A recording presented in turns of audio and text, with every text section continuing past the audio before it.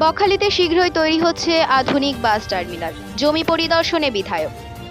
বকখালি দীর্ঘদিনের যানজট ও দুর্ঘটনা এড়াতে এবং পর্যটন ব্যবস্থার প্রসারে নির্মিত হতে চলেছে একটি অত্যাধুনিক বাস টার্মিনাল। প্রস্তাবিত এই টার্মিনালের সম্ভাব্য স্থান পরিদর্শন করলেন সাগর বিধানসভার বিধায়ক সুমন্ত মণ্ডল। শুক্রবার এই পরিদর্শনে তার সঙ্গে উপস্থিত ছিলেন পরিবহন দপ্তরের উচ্চপদস্থ আধিকারিকরা। দক্ষিণ ২৪ পরগনার অন্যতম জনপ্রিয় এই পর্যটন কেন্দ্রে নির্দিষ্ট পার্কিং স্থান না থাকায় সরকারি বেসরকারি বাসগুলি বাধ্য হয়ে মূল রাস্তার উপরেই দাঁড় করানো হতো। ফলে পথ সংকীর্ণ হয়ে প্রায়শই দুর্ঘটনা ঘটত এবং তীব্র যানজটে ভোগান্তি পোহাতে হতো পর্যটক ও স্থানীয়দের।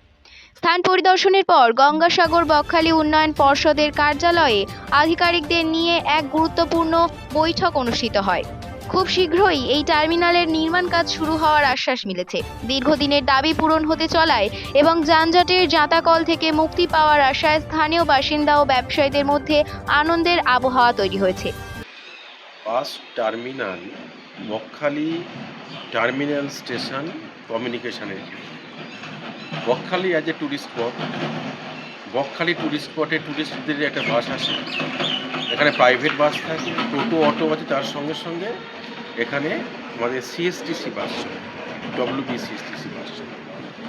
কিন্তু বকখালির যে অংশটা আমরা আজকে আরটিও সাহেব এসেছিলেন, PWD ছিলেন, আরটিও সাহেবকে দেখালাম, ওখানে ডিপার্টমেন্টে ট্রান্সপোর্ট ডিপার্টমেন্টেরই ওখানে জায়গা রয়েছে, কিন্তু ওখানে কোনো টার্মিনাল নেই। জিবিডি একটা বিল্ডিং করেছে, সেখানে যারা বাসের চালকরা এসে থাকে। অতএব বকখালি এটা ট্যুরিজমের জায়গা থেকে বকখালিতে বাস স্ট্যান্ড নেই, বকখালিতে দেখার কিছু নেই, বকখালিতে মানুষ আসবে কী করে? তা মিনিমামটুকু মানুষের সিভিক যে অ্যামিনিটিস থাকে সেটুকু যদি না থাকে তাহলে বকখালি ট্যুরিজমের ক্ষেত্রে স্থান পাবে কোথায়?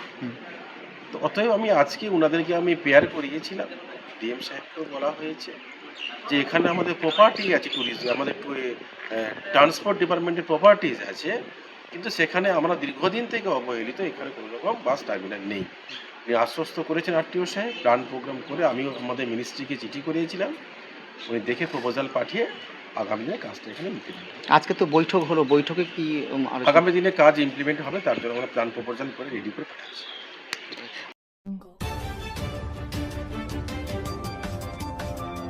বকখালি থেকে সন্দীপ দাসের রিপোর্ট, বঙ্গভূমি।